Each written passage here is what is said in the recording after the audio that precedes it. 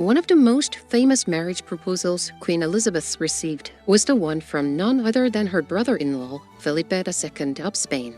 Now, the simple version is that Elizabeth rejected that proposal, and that was the end of it. But we will take a closer look at how that proposal went south with a question: who really was the rejector and who was the rejectee? Please leave your thoughts in the comments.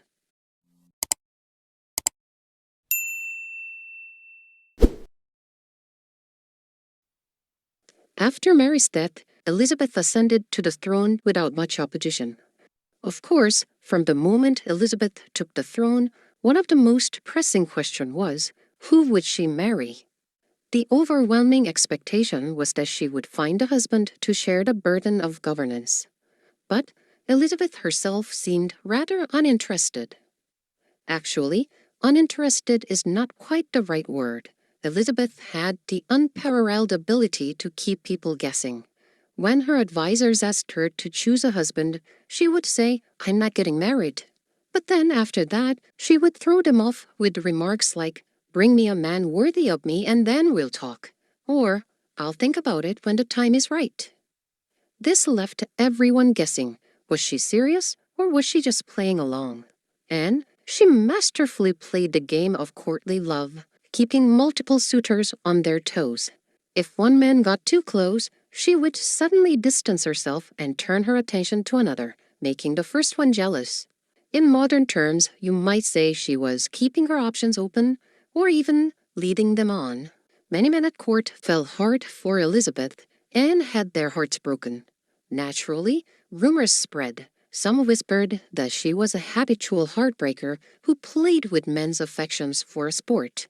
Others speculated about her private life, convinced she must have a secret lover. And Elizabeth seemed to enjoy watching everyone scrambling to figure her out. She also received numerous marriage proposals from foreign rulers. And for those seeking her hand, lavishing her with praises was essential. Elizabeth immensely enjoyed these diplomatic courtships, carefully weighing each suitor's words and intentions. And if a particular proposal intrigued her, she would play along, dropping hints and paying lip service that made it seem like she was seriously considering marriage. This, of course, raised hopes in the candidate's country, leading them to pursue her even more fervently. And at times, multiple nations would vie for her favor simultaneously, creating a spectacle of international competition.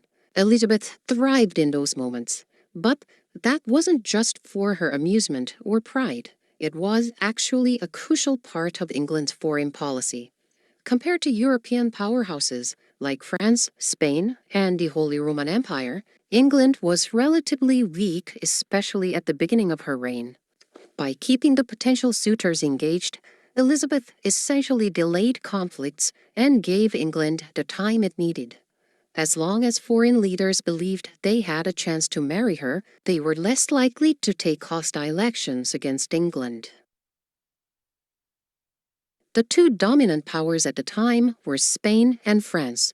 Spain, led by the Habsburgs, was closely tied to its Austrian branch, and together they kept France in check.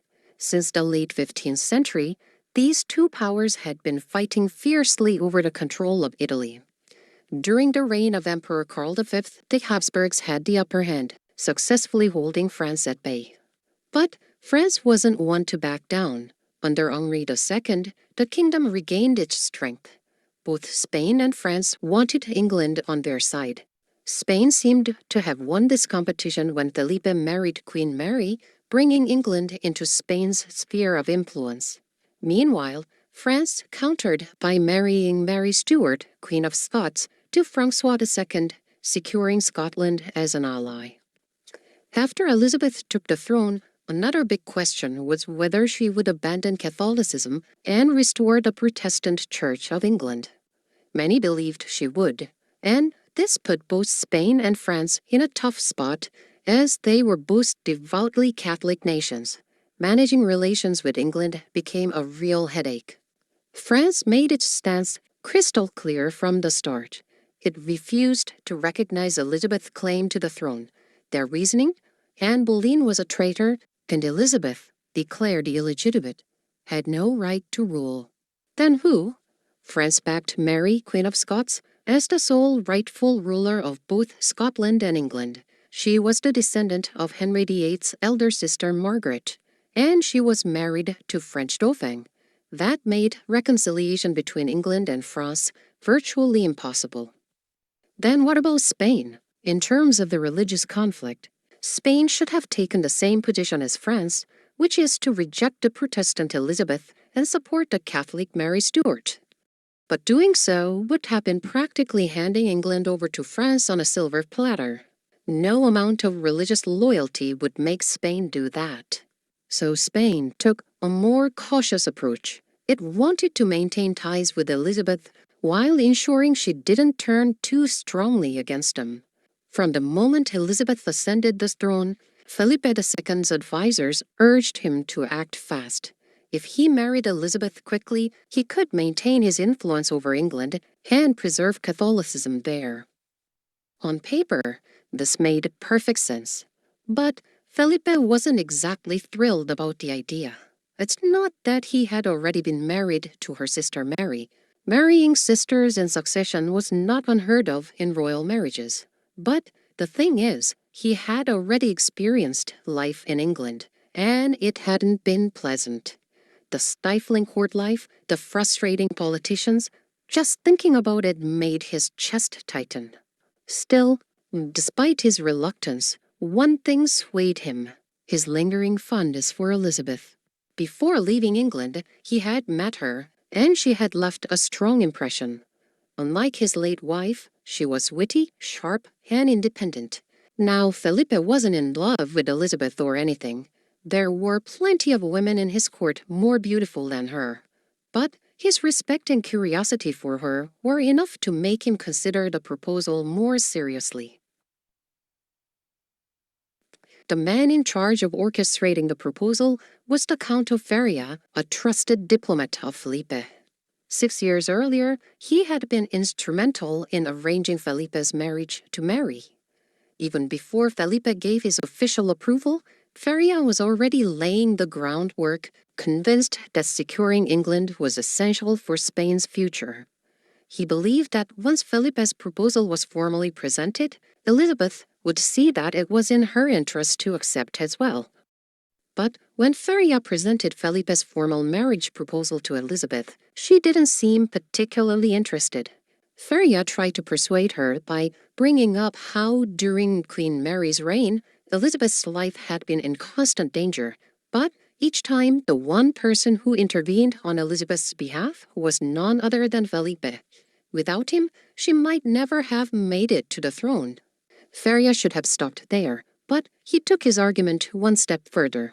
He argued that, without Spain's backing, Elizabeth would be vulnerable. France still refused to acknowledge her as queen and was actively plotting to replace her with Mary Stuart. This was an argument no one in the English court dared to make, at least not to her face, and for a good reason. Some stories suggest she got furious and sprang to her feet and unleashed a torrent of insult, and that Feria was stunned to witness her legendary temper firsthand. It is unclear if that actually happened. But then, once she calmed down, Elizabeth told Feria she needed time to consider the proposal. To Feria, this was a promising sign. In the meantime, Felipe almost seemed to think that Elizabeth should be eager to marry him. He demanded that Elizabeth should become Catholic and England should not revert back to the Church of England. Feria knew well that no matter how much lip service Elizabeth gave, Elizabeth would never accept those kind of conditions, only to marry a powerful foreign king who would take the governing power away from herself. But Feria went along with it, and in the meantime, Elizabeth was playing a different game. She had no intention of outright rejecting Felipe because she didn't want him to lose interest entirely. Keeping him hopeful ensured Spain would not become her enemy right away while she was taking England back to the Protestant regime. Publicly, she maintained a diplomatic stance, making sure not to provoke Felipe. Privately, she continued to consolidate the Church of England's authority. There were plenty of other suitors for Elizabeth's hand. England was an incredibly desirable prize, making her one of the most sought-after brides in Europe. Even within Felipe's own Habsburg family, his uncle, Emperor Ferdinand, wanted to marry Elizabeth to one of his sons, offering her a choice among them. Protestant nations like Sweden were also aggressively pursuing her. Elizabeth, on the other hand, was in no rush. She kept all suitors in suspense, neither accepting nor outright rejecting their proposals. Instead, she expertly played the game of diplomatic courtship, offering ambiguous responses that kept potential grooms hopeful but never fully committing to anyone. Then, on March 14, 1559, she summoned Feria and officially turned down Felipe's proposal. She told him that the world considers her a heretic, and therefore she is not fit to marry Felipe, who is known as the defender of Catholicism. Now, this rejection may not have been as straightforward as it seemed. Many people believed Elizabeth was still playing a strategic game, deliberately pushing Felipe away to test how much he truly wanted this alliance. If he was serious, he would have to come back humbled and renegotiate on her terms. And even if she never really wanted to marry Felipe, she might have wanted to drag on the negotiations for a little while longer, upping the stake in order to get better terms from the French in the peace negotiations she was conducting. But Feria was caught off guard. Instead of maintaining composure as a seasoned diplomat should, he blurted out a demand for an explanation, and this was an attitude Elizabeth absolutely despised. Furious at his impertinence, she exploded in anger. When Elizabeth lost her temper, there was no stopping her. She told Feria that she would be ruined if she were to convert to Catholicism to marry Felipe.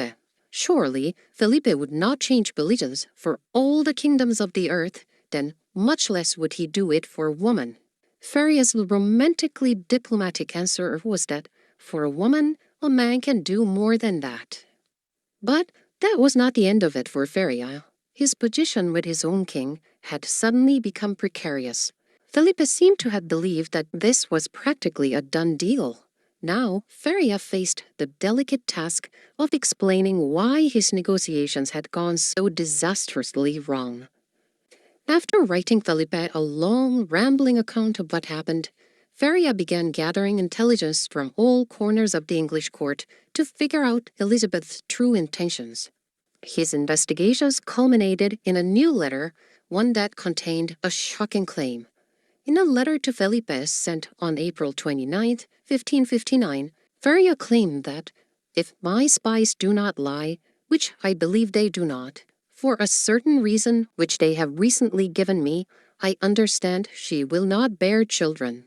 In short, Elizabeth was infertile.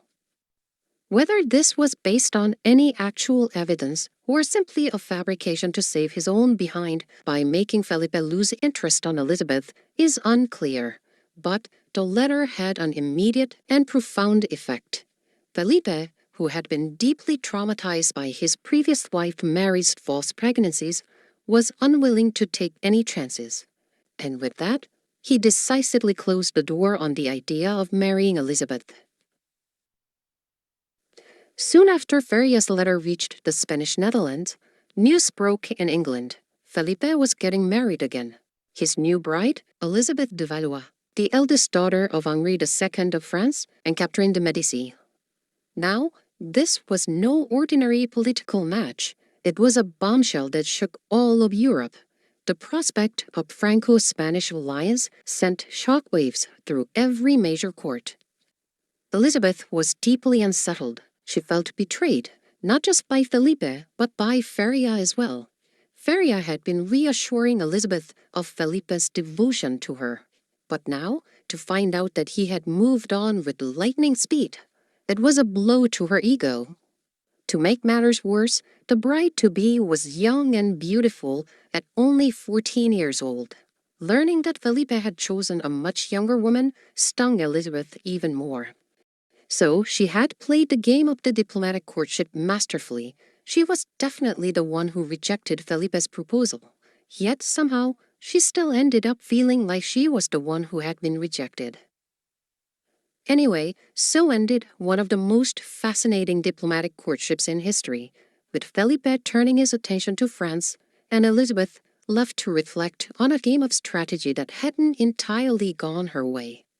But this new marriage was far from a simple political arrangement.